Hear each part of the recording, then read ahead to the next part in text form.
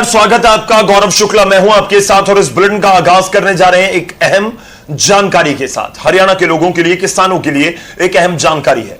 हरियाणा में गेहूं खरीद, सरकारी खरीद का आज आखिरी दिन है और आपको बता दें कि सामान्य खरीद आज अलग अलग मंडियों में होगी और बिना पास के भी एंट्री मंडियों में मिलेगी और सरकारी खरीद होगी। हरियाणा में आज गेहूं खरीद का आखिरी दिन। एक बड़ी खबर है, गेट पास के बिना अनाज मंडी में रखी गेहूं की भी खरीद होगी। सिरसा जिले की 8 मंडियों में सामान्य खरीद होगी। घर से मंडी में लाकर गेहूं बेच सकेंगे सिरसा के किसान। हरियाणा की बाकी मंडियों में वाहनों के प्रवेश पर पाबंदी है। तो ये बड़ी जानकारी इस समय किसानों के लिए कि आज आखिरी दिन है और अगर अभी तक आपने अपनी गेहूं की फसल मंडी में नहीं पहुंचाई है तो जरूर पहुंचाइए। सिरसा जिले का हम बात कर रहे हैं। सिरसा जिले की 8 मंडियों में सामान्य खरीद आज होगी।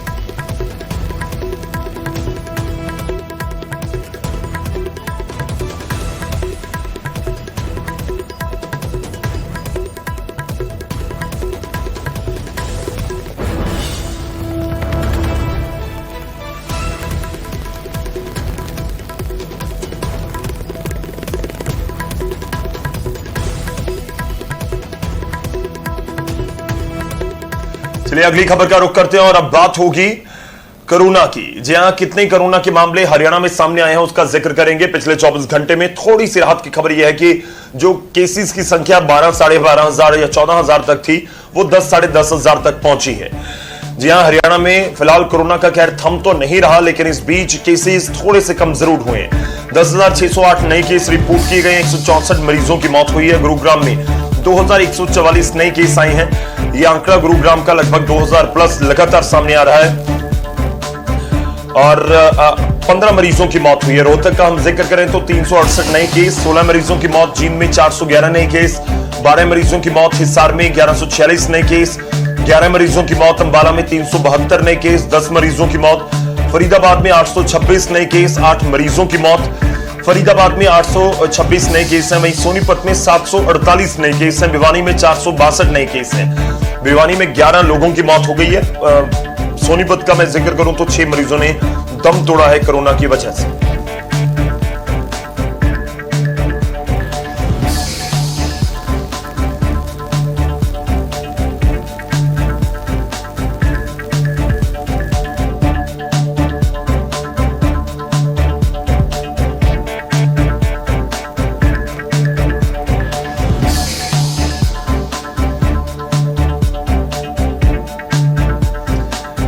तो कोरोना के केसेस तो बढ़ रहे हैं, लेकिन इस बीच थोड़ी सी राहत की खबर जरूर है कि जिस तरह से 10, 10,500 केसेस सामने आ रहे हैं। चलिए सीधा रुख करते हैं गुरुग्राम से। हमारे सहयोगी हमारे साथ जुड़ रहे हैं धर्मवीर शर्मा, उनका रुख करेंगे। धर्मवीर, जानना चाहेंगे कि गुरुग्राम की क्या तस्वीर है इस समय। आप दिल्ली एनसीआर पूरे का हाल बताइएगा, क्योंकि अभी भी केसेस बेशक कम हो रहे हों। हरियाणा में 10, 10,500 तक आंकड़ा पहुंचा है कम होकर, लेकिन गुरुग्राम, फरीदाबाद, सोनीपत यहां केसेस की संख्या ज्यादा है। अगर बाकी जिलों से तो पूरे हरियाणा में जो ठीक होने वाले मरीज हैं कोरोना के, उनकी संख्या कहीं ज्यादा है। जो पिछले 24 घंटे में जो 10,000 के करीब जो है मामले सामने आए हैं, लेकिन जो ठीक होने वालों की संख्या है वो 14,000 के भी पार है।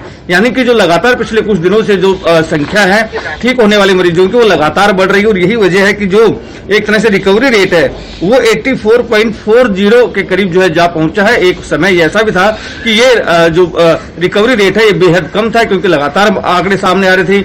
लगातार जो कोरोना मरीजों की संख्या है उसमें इजाफा हो रहा था। गुरुग्राम की भी अगर मैं बात करूं तो गुरुग्राम में भी लगातार 8वें दिन ऐसा हुआ है कि जो कोरोना संक्रमित मरीजों की संख्या है वो कम रही है, जबकि रिकवरी करने वालों की संख्या ज्यादा रही है। पिछले 24 घंटे में गुरुग्राम में 2144 मामले सामने आए। वहीं 3500 से ज्यादा लोग ठीक होकर अपने घर भी गए हैं। हालांकि गुरुग्राम में कल 15 लोगों की जो है मौत हुई है। वहीं रोहतक में सबसे ज्यादा 16 लोगों की मौत हुई है। ये कहीं ना कहीं चिंताजनक जरूर है।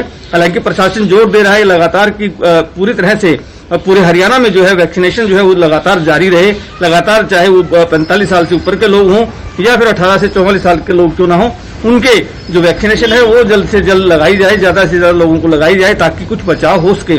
साथ ही जो ग्रामीण एरिया है वहां पर भी एक तरह से वैक्सीनेशन की ड्राइव भी शुरू की गई है। साथ ही जो टेस्टिंग की जो शुरुआत है वो की गई है ताकि इस पर काबू पाया जाए। तो हम ये कह सकते हैं कि पिछले कुछ दिनों से लगातार जो अफरा तफरी का माहौल एक बार बना था उसमें कुछ राहत जरूर मिली है।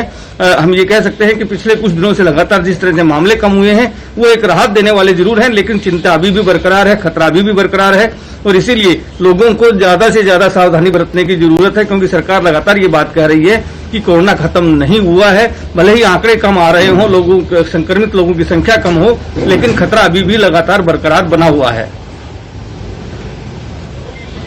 बिल्कुल धर्मवीर, धन्यवाद हमारे साथ जुड़ने के लिए। खतरा तो बना हुआ है, ये भी लोगों को समझना होगा कि बेशक मामले कम हुए हों, गुरुग्राम का ही अगर हम जिक्र कर लें 4400 तक केसेस की संख्या पहुंच चुकी थी, वो कम होकर बेशक 2100-2200 तक आ गई हो, लेकिन खतरा भी टला नहीं है, क्योंकि एक भी केस जब तक सामने आ रहा है तब तक ये हम नहीं समझ सकते या सोच सकते कि कोरोना का खतरा टल गया। और इस बीच उम्मीद करेंगे कि ये केसेस लगातार कम होते रहें। शुक्रिया धर्मवीर, धन्यवाद हमारे साथ जुड़ने के लिए, इस पूरी बातचीत के लिए। आगे बढ़ते हैं और अब बात किसान आंदोलन की। कोरोना लगातार हरियाणा में फैला है और गांव तक भी पहुंचा है, गांव भी इससे इस समय प्रभावित नजर आ रहे हैं।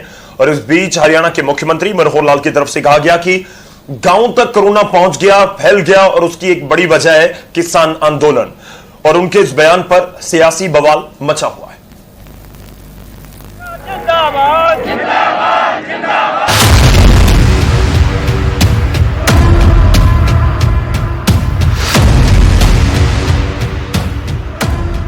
गांव में कोरोना इस बार कहर बरपा रहा है, लेकिन हरियाणा की मनोहर सरकार को लगता है इसके पीछे सिस्टम की नाकामी से ज्यादा किसानों का आंदोलन जिम्मेदार है।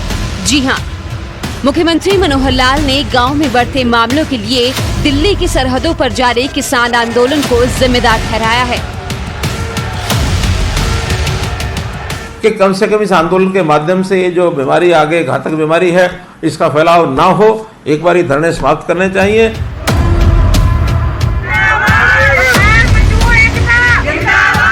सरकार के इल्जामों का किसानों के पास भी वही रटा रटाया जवाब है। किसान नेता कहते हैं कि अब जिम्मेदारी से बचने के लिए सरकार सारा ठीकरा आंदोलन के सिर फोड़ रही है, जबकि खुद प्रधानमंत्री चुनावी रैलियां कर चुके हैं।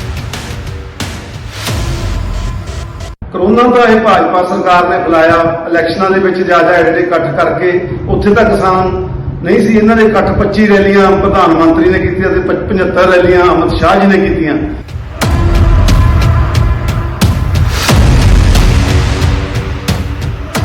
बीजेपी को छोड़ बाकी सभी सियासी दलों के ख्यालात भी किसानों से बिल्कुल मेल खाते हैं और कोरोना की बात घूम फिर कर खेती कानूनों पर आ जाती है। ਤੇ ਉਹਨਾਂ ਤੇ ਦੋਸ਼ ਮੜਨਾ ਮਾਨਯੋਗ ਮੁੱਖ ਮੰਤਰੀ ਹਰਿਆਣਾ ਖੱਟਰ ਸਾਹਿਬ ਦਾ ਕਿਸੇ ਤਰ੍ਹਾਂ ਵੀ ਜਾਇਜ਼ ਨਹੀਂ ਹੈ। ਜੇ ਖੱਟਰ ਸਾਹਿਬ ਨੂੰ ਲੱਗਦਾ ਕਿ ਕਰੋਨਾ ਕਿਸਾਨਾਂ ਦੇ ਸੰਘਰਸ਼ ਨਾਲ ਫੈਲ ਰਿਹਾ ਤੇ ਫਿਰ ਸੰਘਰਸ਼ ਨੂੰ ਉਹਨਾਂ ਦੀਆਂ ਮੰਗਾਂ ਪੂਰੀਆਂ ਕਰਕੇ ਘਰ ਨੂੰ ਤੋਰ ਦੇਣ। ਉਹ ਖੱਟਰ ਸਾਹਿਬ ਤੁਸੀਂ ਬਿਲਕੁਲ ਇਹ ਕੋਸ਼ਿਸ਼ ਨਾ ਕਰਿਓ। ਤੁਹਾਨੂੰ ਕਿੰਨੀ ਵਾਰ ਕਿਹਾ ਵੀ ਤੁਸੀਂ ਕਰੋਨਾ ਦਾ ਬਹਾਨਾ ਬਣਾ ਕੇ, ਜੇ ਕਰੋਨਾ ਕਿਸੇ ਸ਼ਹਿਰ 'ਚ ਹੋ ਗਿਆ, ਜੇ ਕਿਸੇ ਮੁਹੱਲੇ 'ਚ ਹੋ ਗਿਆ, ਆਪਾਂ ਕੀ ਕਰਾਂਗੇ? ਸ਼ਹਿਰ ਨੂੰ ਪੱਟ ਦਾਂਗੇ ਜਾਂ ਉਹ ਮੁਹੱਲੇ ਨੂੰ ਪੱਟ ਦਾਂਗੇ ਜਾਂ ਉਸ ਪਿੰਡ ਨੂੰ ਬੰਦ ਕਰ ਦਾਂਗੇ? ਇਸ ਕਰਕੇ ਉਹ ਵੀ ਤਾਂ ਲੋਕ ਬੈਠੇ ਆ ਉੱਥੇ। ਤੁਸੀਂ ਉੱਥੇ ਜਿਹੜਾ ਕੁਝ ਪ੍ਰਬੰਧ ਹੈ ਹੈਲਥ ਦਾ ਉਹ ਕਰੋ। ਉਹਨਾਂ ਨੇ ਕਦੇ ਕਿਹਾ ਨਹੀਂ ਵੀ ਨਾ ਕਰੋ। ਉਹ ਤਾਂ ਸਾਰੇ ਪੜ੍ਹੇ ਲਿਖੇ ਬੰਦੇ ਆ। ਪਰ ਇਹਦਾ ਕੀ ਬਹਾਨਾ ਹੈ ਵੀ ਹਾਂ ਜੀ ਉਹ ਪਿੰਡਾਂ 'ਚ ਆ ਰਹੇ ਆ, ਪਿੰਡਾਂ ਨੂੰ ਕਰ ਰਹੇ ਆ।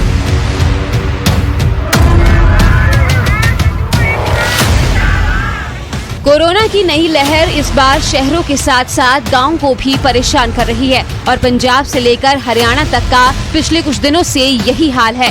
अच्छा ये होता कि सरकार इससे निपटने के लिए इल्जामों की बजाय सहयोग की पहल करती और बाकी सियासत की बजाय ऐसा समाधान देते जिससे लोगों की जान बच सके। Bureau report, news 18।